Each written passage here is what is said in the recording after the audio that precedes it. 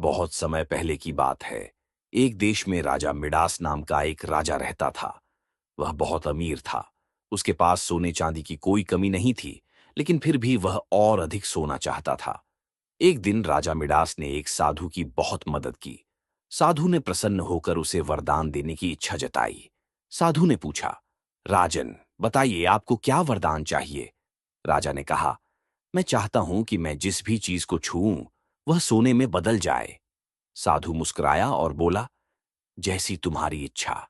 अब तुम्हारे छूते ही सब कुछ सोने में बदल जाएगा। राजा मिडास बहुत खुश हुआ। उसने जैसे ही पास के फूल को छुआ, वह चमकते सोने का बन गया।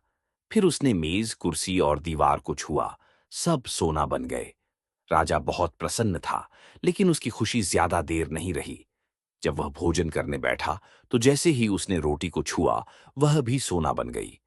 पानी को हाथ लगाया तो वह भी सोने में बदल गया। अब राजा न तो खा सकता था, न पी सकता था। उसी समय उसकी बेटी आई और राजा ने उसे गले लगाना चाहा, लेकिन जैसे ही उसने बेटी को छुआ, वह भी सोने की मूर्ति बन गई।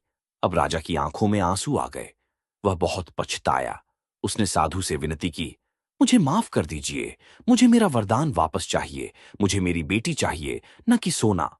साधु फिर प्रकट हुए और बोले, राजन, ये सब तुम्हारे लालच का परिणाम था, लेकिन अब तुम समझ गए हो।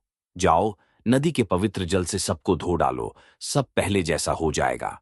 राजा ने वैसा ही किया। उसकी बेटी फिर से जीवित हो गई। अब राजा मिडास ने कभी लालच नहीं किया और सबके साथ प्रेम और संतोष से जीवन बिताया।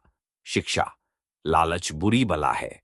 सच्चा सुख सोने या धन में नहीं, बल्कि प्यार, परिवार और संतोष में होता है।